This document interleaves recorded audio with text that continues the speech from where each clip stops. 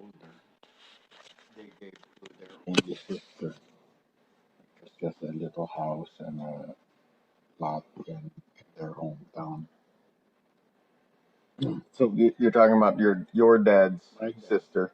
Yeah, no, my grandfather, I don't think he really invested in property, or maybe it didn't work out, but Mm-hmm. he was a successful in his own way. He was a dentist and then even became mayor, town mayor, at least for one term. You're talking about Presidente, they were called presidente in those days. this. Marikina, This is Marikina, your dad's dad, yeah, your grandpa. Mendoza. He was a dentist and mayor of Marikina. Yes, yeah. And then my Lola's, my dad's mother's father was also a mayor at some point. They were quite successful as a family there, but as far as I know, I can't recall of any property that my dad inherited from them. Mm-hmm. So he also probably, well, no, he also died young. Actually, I think my dad was only in high school when he lost his father. What happened? Just Don't know. I have no idea. It was natural, but it was probably a health issue, like a heart attack or something. It wasn't foul play or some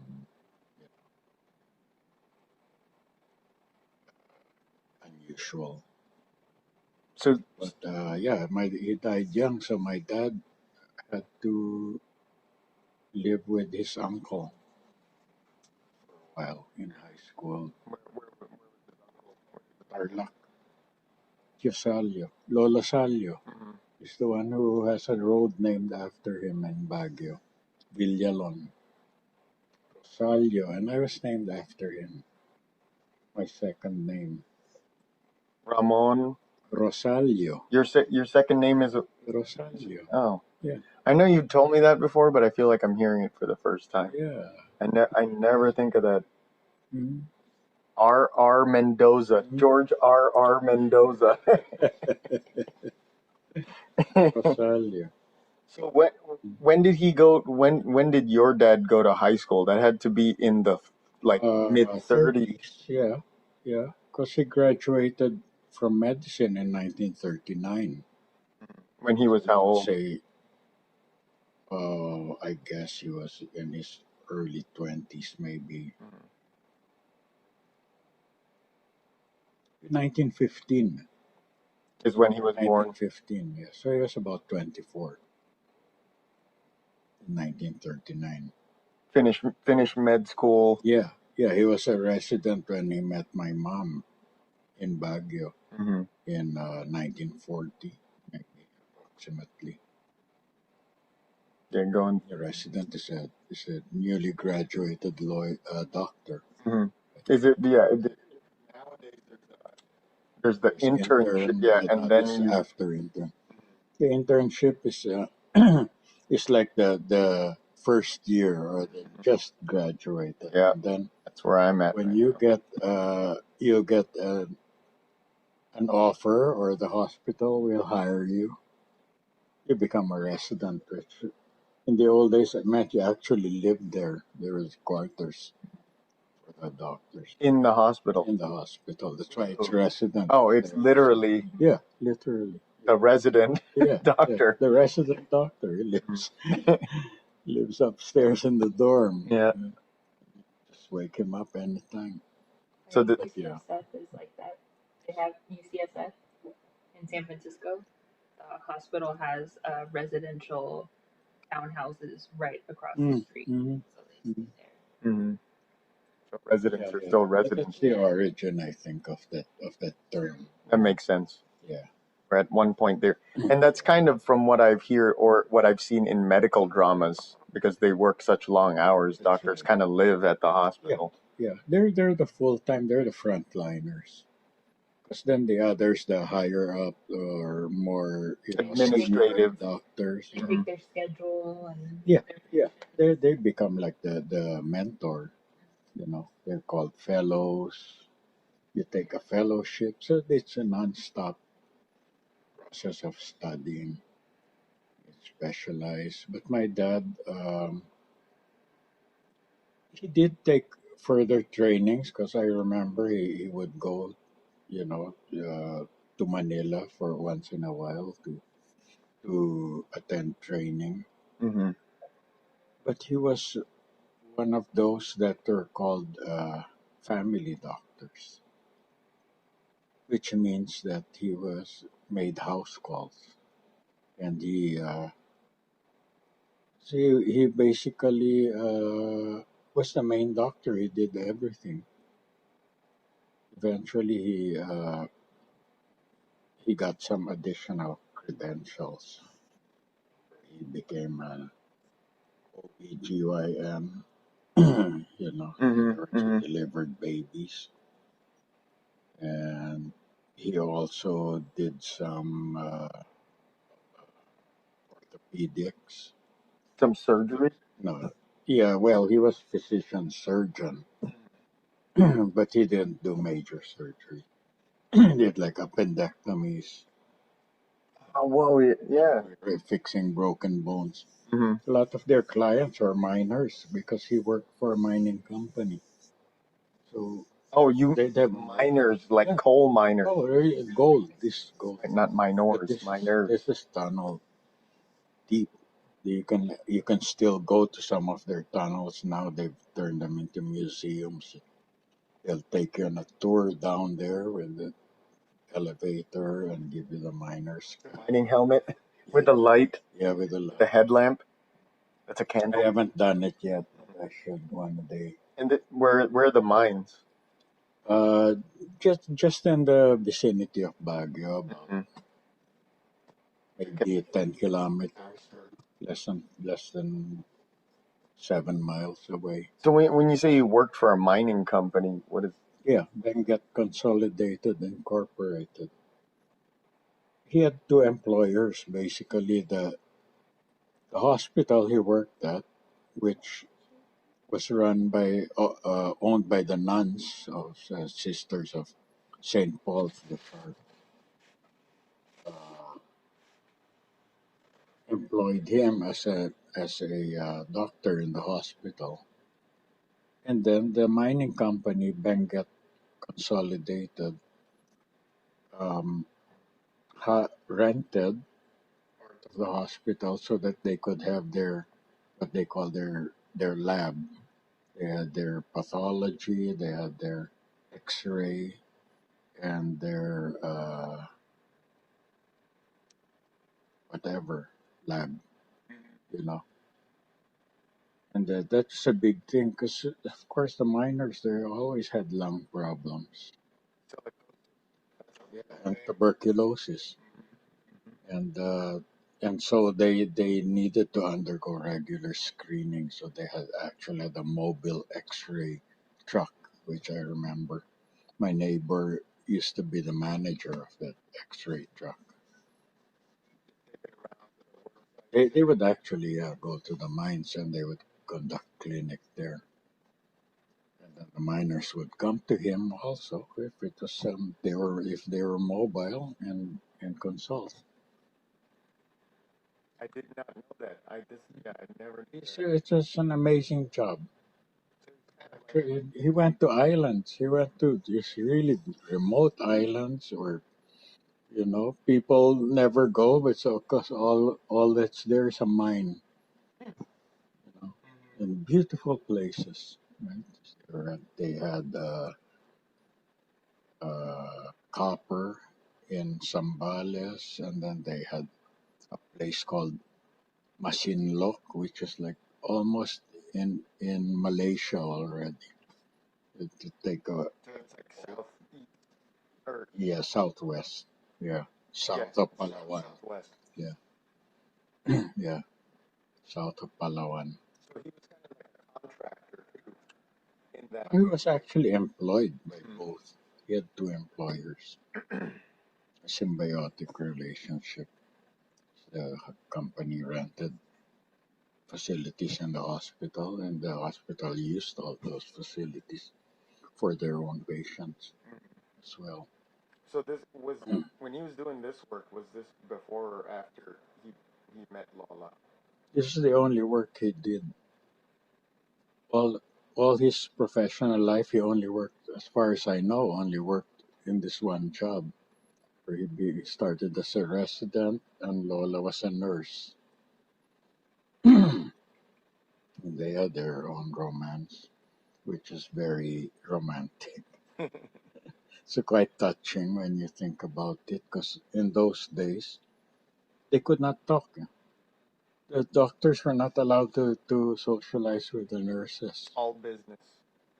Yeah, you could only, and besides, it was still Victorian times in the Philippines. You couldn't date. You couldn't be together without somebody else being there. You couldn't be alone together. Yeah. One of the nuns, Indecent. yeah, Positive it's not indecent. proper. Mm-hmm. But one of the nuns was my mom's classmate, and she became the Cupid. She was the one who would actually, what I heard is, pass their notes back and forth. They would just write notes to each other, and the nun would be the carrier. Yeah. Yeah, Uh, in secret or yeah, but on after the DL. war broke out, after they bombed Baguio, the Japanese bombed Baguio on Pearl Harbor Day, The day they bombed Pearl Harbor. and They and also then bombed and then Baguio. occupied, yeah, Mhm. and then they invaded, and eventually they were in control of many of the urban centers. That's what my mom calls there was a peacetime. There's a time of peace when the Japanese fight. There was no open fighting anymore. The Americans who didn't surrender and the Filipino guerrillas went to the hills and fought a guerrilla warfare. But there was basically the islands were under control of the Japanese, and there was a peacetime, and that was when uh, my Lola, my Lola Ibiang Eusebia from Labo, Mm-hmm. Your sent mom's mom. yeah, Mm-hmm. my mom's mom sent her kuya to pick her up, bring her home from Baguio. And when he got there, that's when they asked permission to get married. See, Mm-hmm. I Yeah. don't know how they proposed or whether it was a sudden decision because, well, I have to leave now, and no, I have to marry you first before we, Yeah, who because we knows? may They're gonna never see see. each other. Yeah, Yeah. like Make it. it's just Let me make a yeah, nice who woman out of you. knows? Anyone can write that story because unless somebody got there, and my mom wasn't one to talk about very personal things like that. She was basically a shy person. She would just giggle. Hmm. But like one time I asked her, so after you saw Papa again, after being separated for 3 years, and all this time not knowing if the other was alive, they, basically after Tio being arrived in Baguio, they asked him permission to get married, and he said, "I'm not really the one to give the permission. You have to tell Mama." It's not Ikaw na like you can magsabi call kay someone. Yeah. because apparently they wouldn't take no for an answer. And anyway, they were already of age. In 1942, my mom was 22. 22. Yeah. So legally Your they pops was could. 27. Yeah. Yes, Yeah. yes, yes. They could, but The right it thing to do wasn't would be done. to ask. Oh Yeah, yeah, the it right thing to wasn't do done. would be to ask. Uh, It wasn't done because I don't. It's just the way it is. Yeah, more traditional, conservative. That's all Tio Bing was able to say. Yes, you have to be the one to tell Mama. I'm not going to take the flack for that. Basically, that's what it boiled down to. You have to take responsibility. So they did. But They got married. so yeah, then after the war, my dad went through that travel, all the travel that I told you about at one point, where he had to walk from Baguio all the way to the next province, with a bunch of nuns and other people who were evacuating. This Baguio was totally bombed out by the Americans. They really, it was no mercy. They won't even take prisoners. Oh well, the Japanese wouldn't surrender. Japanese would. Zero surrender. And Until according the emperor to signed the freaking one the of the treaty. pilots, they were actually hiding among the civilians. So even the hospital, they bombed. It was only the church that escaped, and that's where actually my dad and one of his best friends went to find shelter. Yeah, because typically they'd leave the church and the hospital, right? That's why you got Actually, the that Red church, Cross if you see that, yeah, they had the Red Cross, but painted on the it got roof. bombed anyway. Yeah. But the church, the way that church is set up, it's on the top of a hill. One of the top, not the highest, but one of the It's a highest high hill. hills in Baguio is mountains, remember? Mountains there. That's one of the highest in the middle of town. You can't miss it. The steeples and all that. But anyway, they evacuated and he had to travel. Took him several months before they saw each other. But there was 3 years after they got married, then they parted ways, right? Maybe had a little dinner or something. Not knowing what will Yeah, happen. but 1945. they parted ways. So Lolo stayed in Baguio under Japanese occupation. Yeah. And then Lola left with Yeah. her brother to go back. Yeah, that was an adventure in its own. Which is how did they get out of Labo? Or how did they get out of Baguio, rather? They had to walk. Was it a... Well, I don't know the details of that first part because it was Japanese occupied Yeah, it's not like there's like time, but it was taxi cabs or peacetime. something. No. Yeah. No.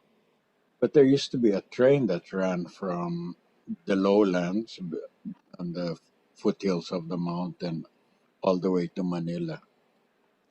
So that could be a possibility. But typically, that if you don't take the train, that trip takes a week, and that's On foot. in those days. No. You'd ride trucks or Kind of hitchhike or kalesa, or, horse-drawn carriage. carriage. That typically takes a week in those days. I don't know that detail. I know the part where when they got to Manila, then they had to get on the train going to as close to Labo as possible. And What happened there? well, they were supposed to meet up with Tio Tony, their second brother, who was going to college at the time in Los Baños. And the train apparently passed there. And they communicated, so they knew that they were supposed to meet up on the train. And when the train he wasn't there yet, and the train started to move, they saw him running. No way. Yeah. It was late, and they kept urging him to come on. And he kept running and running and And the running. train He kept didn't make it. accelerating. Yeah, Oh, didn't wow. make it. So they don't know what happened to him, right? And then they had to travel all this way. They got to a point, I think, in Gumaca, which is, if you see the map, you'll see that there's this bay called Lamon Bay. It's called Lamon Bay. It's the Japanese actually landed there also. Kind of southeast Luzon, Yeah, right? Labo is on this tail end of southeast. Mm-hmm. Labo is Bicol is a Camarines Norte and Sur is a peninsula that sticks out. And Norte is north, the northern portion where Labo is. Mm-hmm. There's this bay. And nowadays, you go by land, you have to go all around this bay to get there. But in those days, that road was not a real road. It's just a forest. It was a rainforest, actually. The uh, two lane, Or rough, even one lane, whatever dirt road is available. with ruts for the Yeah, wagon and then wheels. reverse to cross and stuff. So the train didn't run there in that part. It went to the south, to Sur. Mm-hmm. So they had to get off at Gumaca and take a boat Across the bay. across the bay. It's quite a distance, actually, if you look at it. Visually, I would say, at least 10 kilometers, at least, maybe 20, Mm-hmm. Yeah, 15 miles. that's It's a good, huge. that's a good It's a size. huge Yeah, that's bay. a good size bay. Yeah, if we look at Google Map, we can estimate it. But it's huge, and when they were able to get passage on this one of these bancas, one of these boats that is crossing with other people, and in the middle of the crossing, they ran into a squall. Just like a storm out of nowhere Yeah, kind of yeah. thing. Squall is a thunderstorm Mm-hmm. that occurs out in the ocean. It's just suddenly strong wind and big waves, and Mm-hmm. the engine quit. Of course, yeah. And there's no way to start rowing. They were all there. Well, no, that's that. They were. That's a time when you pray. Yeah. And someone keeps trying to start the And one engine. lady kept saying, "Diyos ko po, Diyos ko po." Saying, my God, and her husband said to her, "Be quiet now. Everyone's losing heart already." Mahimik ka dyan. Yeah. Pati yung piloto nawawalan na ng loob. Loob, yep. The piloto is Yeah, already the losing heart. boatman, yeah. He kept trying to start it and Yeah. This is one of those you have to You have to start. you have to You wrap wind the twine around the crank and then old-fashioned way. yeah. No battery, no starter. Mhm. And eventually it started. But they were all apparently, there was like this one empty jug that everyone was looking at. They're all planning to grab that thing if the boat started to sink. Use it as a flotation device. Yeah. Everyone's looking at They everyone else survived. looking at this jug. Yeah. They survived and they got across Mm-hmm. to Panganiban. And then They knew someone there. they knew someone there. Tio Bing knew someone there, old mestizo or Castilla there. Probably old friend of his dad or something. I don't know. Anyway, the family friend. And they took them in. They took him, not just them, everyone who was with them on. Whoa. Mm. Yeah, just helping Yeah, them and out. fed them. Let them, gave them place to sleep. Mainly on the floor, but Still. that's just Yeah. provincial style. Mm-hmm. And These are wartime. well-to-do. Yeah, these are well-to-do, probably fishermen, maybe farmers. And after about a week, they said, Tio Bing said, "No, we have to go home now because we've been here too long." They were already feeling, the dead Overstayed your welcome. Yeah. And the host took his bangka out, the paddle boat, and paddled them, your Lola and and my uncle around the seashore to the next town. I don't know how far that is, but I guess maybe 5 to 10 kilometers. Mhm. And from there, which is a town called Paracale, it's just over the mountain. Paracale, that's Yeah, the yeah, place where with the the canyons that that's eventually right, got mined, right? that's right. Yeah, Yeah. place with the tunnels. It's really tunnels, and uh, and it's just over the small mountain. Labo is on the other side. From there, they were able to hitch a ride in a Japanese truck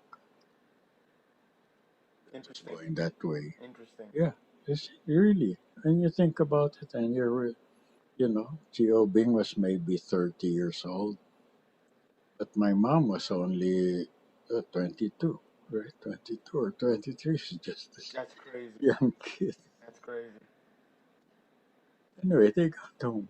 Mhm. And when they got there, Tio Tony was there already. He Because they're got like, there. hey, He what took you walked. guys so long? Yeah, he walked.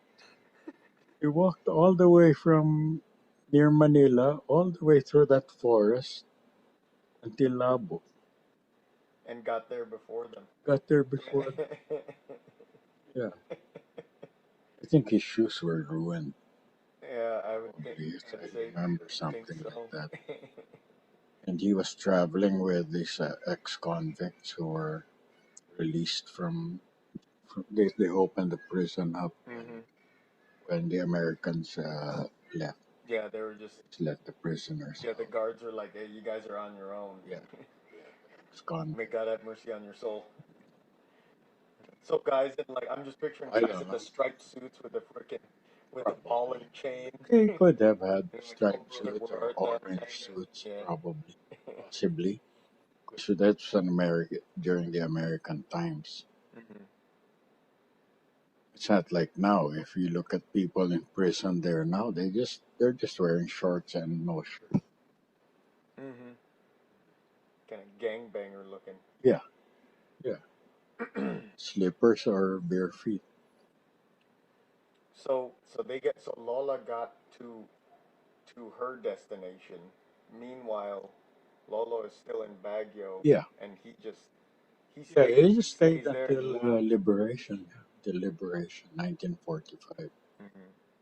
and then they had to evacuate because there was no more food or nothing. There's nothing left in Baguio.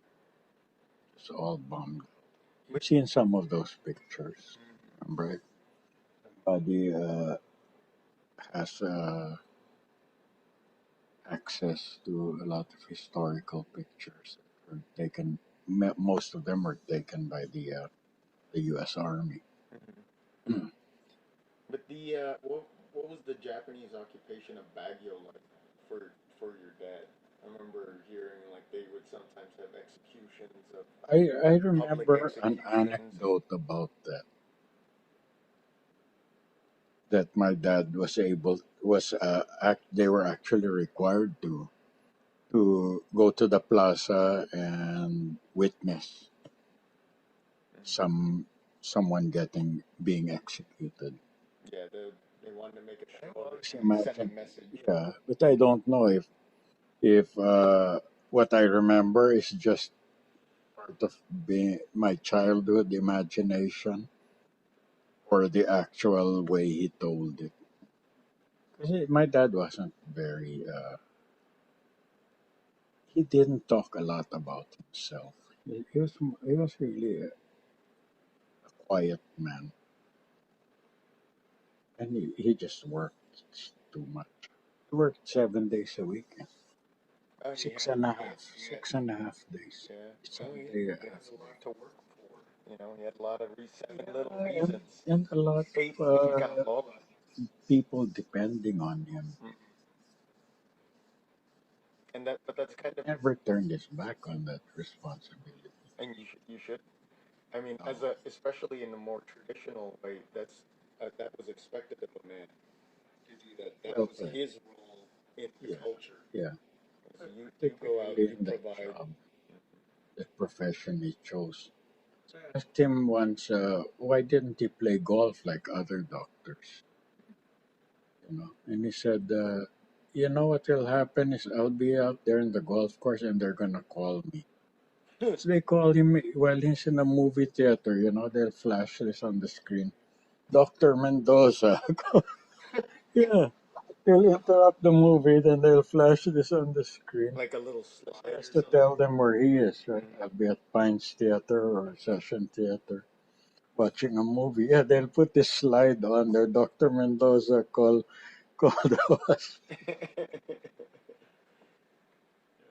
We get called 3 in the morning. It's just typical. Someone's having a baby.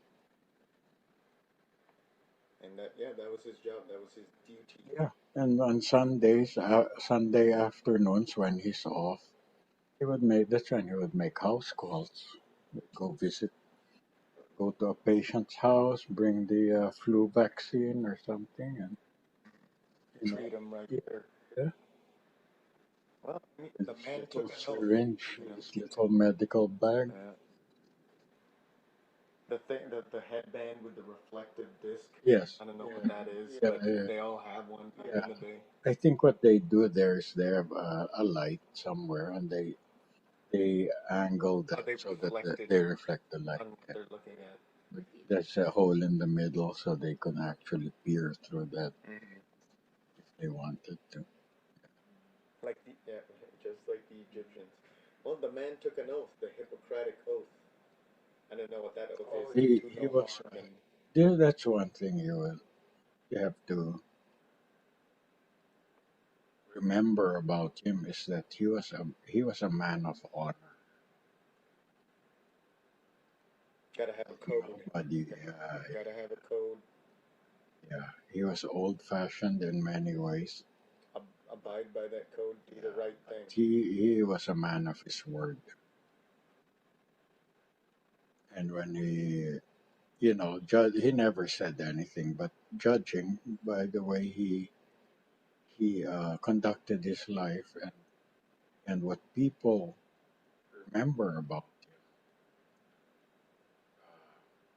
he he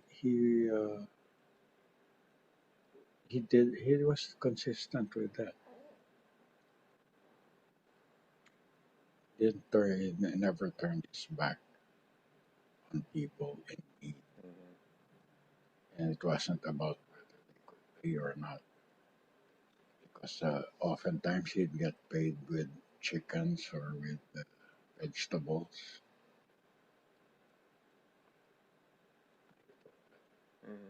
But yeah, I mean, whatever people could pay him, that would be enough. But yeah, I mean, he did take an oath. That was part of his honor and For sure. and his integrity. Yeah. Talking about taking responsibility. A very basic concept. This this was his way. This was his way, even at a young age. Because, like I said, he lost his father when he was young, so he had to actually become the Head of household. For his younger siblings. Helped him and his second brother, Tio Solo. They actually, as far as I recall, put the two younger ones through school. His siblings were one sibling. His name was Solo. Amor Solo. Amor Solo. So Amor is love. Yeah. Love. That's a good name. Oh yeah. So that was his one brother, and then No, he had two brothers. Tio Dodong was the other one. Dodong is Eugenio is junior. He's the youngest. Where did Dodong away come recently. This is a Marikina thing. Marikina, they have all kinds of nicknames? cute nicknames. Yes, they're tortoise. Is a real name there. John. Yeah. In fact, I have an uncle, Tio Totoy, Mm-hmm. or Tio Baby. I have an uncle, Tio Baby. His nickname is Baby. So your dad was him and his siblings all male. No, They there's had one girl, one sister. Okay. the third, Mm-hmm. Tia Delta. Her name was Delta. I don't know if she ever had a Christian name because although they were Christian, when they were young, they belonged to a Filipino sect, Protestant Hmm. sort of sect called Aglipay. It's named after a certain Bishop Aglipay who rebelled against the church and brought some of his followers and put up his own. Just off the top of your head, what was his thing? Why did he feel like he needed to have his own facet of Aglipay? yeah, of what do you Oh, know I off don't the know. top Some what was the disagreement with Rome, just like Mhm. what happened before with Martin Luther, or with who put up the Lutherans Mhm. or the Anglicans, for instance. Martin Luther Historical. was the first person to translate the Bible from Latin to German. Oh, He's given that credit well, of he like got really annoyed. making it available to the public. He had very valid reasons for being critical of Rome in those days because of the selling of indulgences. Mm-hmm. Mm-hmm. Where Rome was using spiritual, No, they were you just know, using spiritual buyouts. they Like were, they could forgive yeah. anything or So the rich people, could get indulgences by donating or building a church. Mm-hmm. So Mm-hmm. that's how a lot of these churches are built, The medieval churches. called the Pillars of the Earth. Mm-mm. I'll put that in the queue. Wonderful book. The movie failed. They couldn't approximate it. Mm-hmm.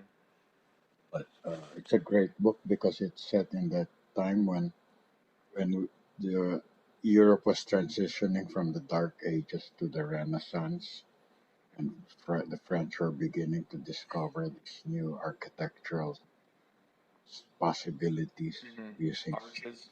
and spires. Mm-hmm. Mm-hmm. Because prior to that it was just stonework. That's why masons were they were actually the architect at the same time. They were called masons, but they're the ones who would design this massive column so it would support the roof Mm-hmm. and you the keystone, Yeah, the cap. Yeah, the the, yeah. the curving. They actually have to carve those things out. That's why they The were keystone holds everything great together. builders. But eventually, the French and the Spanish were able to experiment with different kinds of support structures. They were lighter and more Yeah, ventilated, vaulted ceilings. And, yeah, spires. mm-hmm. Anyway, that was the thing, and the other thing too that maybe it was Martin Luther's criticism was Luther's criticism, as I recall, was that. yeah, Then he wrote a letter and tacked it to the door of a church. Maybe a letter of protest got him excommunicated, I think. mm-hmm. Like the other thing too is that because the Bible was only in Latin, people didn't know it was in there. They just had to trust the priests. I mean, not only were people, did they lack Oh, literacy? Latin, Like, yeah. yeah, they weren't literate. A lot of people just couldn't read anything. Mhm. So they just had to trust this priest, and sometimes the priest, it would get so distorted. Sometimes the priests didn't even know how to speak Latin. They'd just be up there, butters, faking it the whole way, and people didn't know any different.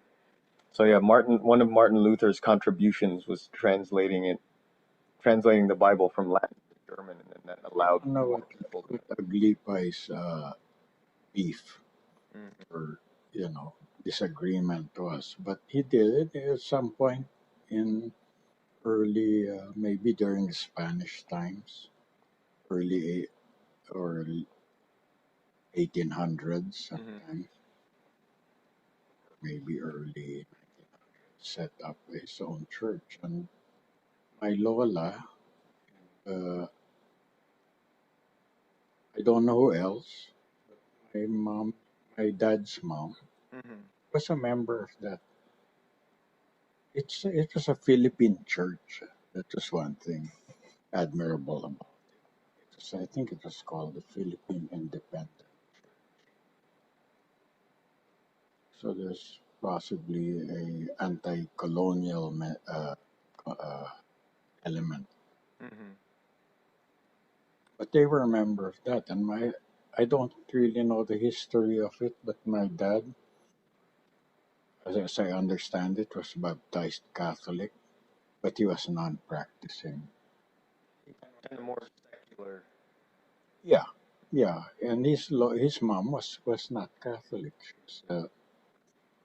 She was an Aglipay. Mm-hmm. I think his I think his sister also Aglipay, because I remember the funeral of her husband. My aunt Tia Delta's husband was murdered when they were young. The kids were still young. I was only in grade school. What happened? One of those disgruntled employees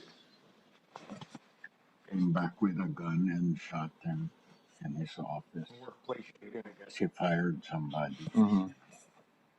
kind of like that postal. Some yeah. Kind Some of guy was went a postal. wanted postal, but he was murdered, and I remember the funeral. 'Cause, I was still little, but I was there when they had to lift the children over the coffin several times, pass them back and forth. This is like a Catholic thing. No, no, this is Like Aglipay. Aglipay, Yeah, yeah. So they had their own ritual. rituals, which is weird for us, but of course for them that's the natural. Yeah. But it traumatized the kids. I mean, It they is were kind of just disturbing. crying. Yeah. I mean, what Is it were a closed they? casket Not or even like? 10 years old. Yeah. I don't recall. Yeah, but I that don't was recall if it definitely was part of the close or several open. times. Yeah, imagine you're already so confused what's going on. Yeah, being Our confronted dad with is death. dead, and all these strangers in our house, Yeah. and then suddenly they lift me and carry me back and forth over this coffin. Did they have to do that to you? They were crying. No, no. Oh, just his kids. Yeah, I Interesting. observed it. Uh, several times. Yeah, they were ugly pie. My dad Mm-hmm. was never until he attended a holy retreat sometime later in life. I was in high school. Mm-hmm. I remember it very clearly because he wrote. We used to write the old-fashioned way. Cursive. I used to write them. I would be so homesick. I would write home, and then there was a girl from grade school. I used to send her cards and telegrams. That's crazy. That's Telegrams. crazy. That's through a cable. Yeah. That's through a cable, right? Like a Yeah, physical you pay cable. by word. You pay per Yeah. word. Yeah. Something I call the social telegram, which would be like pick a card, With some designer Valentine, picture. Yeah. or Christmas or birthday. Then you put the message, and when she gets it, it will be a card with a typewritten message there. Nice. Nice. That's high With tech. my dad, we That's used some to real write. high tech stuff. And after he attended that holy retreat called Cursillo, I think ibig sabihin nun, or is that just a I place? can't remember. No, it's a Spanish word, Cursillo. Of course, But it was a specific kind of holy retreat. He wrote me a long letter. I can't remember exactly. I wish I'd kept all these things, you know. He wrote me a long letter, which was very sentimental. Like he was able to open his heart. You remember any other essences about what was in the I remember is that his spiritual life changed after that. He became very spiritual, and he paid attention at church. Because before, when I was little, he would just put on his dark glasses, This guy, hey, he's trying to get some sleep, and man. then when it's the homily, the sermon, sometimes he would go out to smoke with other husbands. Everyone did that, you know. They're just paying their respects. Yeah, they're going through the motions, and It's also a very the secular family event. Yep. Then he would take, after the mass, he would take us out to lunch, all the little kids. Go eat in John Hay or Some Chinese Rice Bowl, yeah, King Kong Palace. yeah. And sometimes he would take us also in the car when he would go visit patients. It's this afternoon to give my mom a break, I guess. Take all of us, once they're in this big Chevy 57. It's like that. But it all fit in there. The back seat's like a couch. Yeah, and usually they'll just be falling asleep, against each other, sprawled, whatever. Just freaking pile of kids in the back. Yeah, imagine what a relaxing mood that is. He'll play some old jazz on his radio, and you're being Baguio driving around. Country roads, Yeah, light through the pine trees. fresh air and sun, yeah. Sunday Little kids, afternoon. yeah, with full tummies, you just go there, fall asleep. Ganda. We used to call that round round. Yeah. Round round. That's the term that they came up with. Round round. Let's go round round. Yeah, because that's what you would do, right? You drive around. Yeah, it's probably the root. I don't know who invented that. Anyway, So he after he spent 3 years in Baguio under Japanese occupation. Yes. Then when the Americans attacked, bombed Baguio, leveled it, yeah, and they bombed the hospital where he was working. yeah. The And he hospital was burned to the ground. He actually rescued some of the patients, but he lost all his clothes in the process because he wasn't able to save any of his personal stuff. But he was going in there while it was burning. Yeah, he pulled out at least one lady who had lost her leg prior to that, and that an American lady who had probably got, I don't know how she lost her leg. He carried her out, yeah, and she and her husband were so grateful that they when they left to go back to the States, they gave my mom their china cabinet with all the china in it, china collection. Some of it still exists. Not the cabinet, but the china. I think someone has, or maybe they split it up among themselves. Oh yeah, I'd love to just even look at one of those things. Yeah, well, once you get to go to visit us up there in Bellingham and Vancouver. Oh yeah, it's up there somewhere. The old clock is still there. The grandfather clock. Well, it's not really a grandfather. It's called the Big Ben. It's a shelf clock. It used to be on top of our fireplace. Yeah, kind of. I think the classic Big design. Yeah, Like that, round with the kind of two little edges. yeah. It still works. Yeah, a lot of stuff from back then is built to last. It's called Big Ben, but it has the Big Ben kind of like the Big Ben in London. Yeah, the Roman numerals kind of. No, it has the ring. Tang, tang. Then it goes tong, tong. every hour. The half hour it goes one. Dong, So it's just a wind up clock. Yeah. With a spring. Yeah, with a little pendulum in the back. Yeah. Tick tock, tick tock. Mm-hmm. It's still there in Tita Sien's place. She Nice. managed to preserve that and some of the other stuff. But yeah, I was there for 3 years till 1945. Then they had to evacuate. Then they had to find his way to Manila, Mm-hmm. which was quite a feat because there were still Japanese stragglers, they call them. You know, eventually they Yeah, they're not gonna surrender, right? eventually they surrendered, but not everyone. Mm-hmm. And Yeah, no, Japanese had zero surrenders. That was remarkable. no, but they did. Sad thing about that. The bulk of the forces actually surrendered.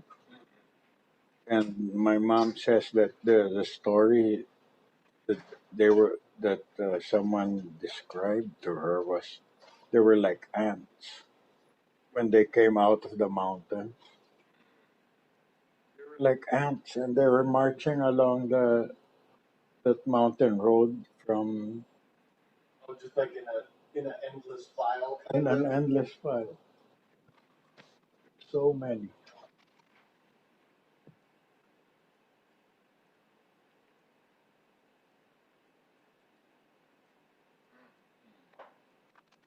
Want some water? Yes.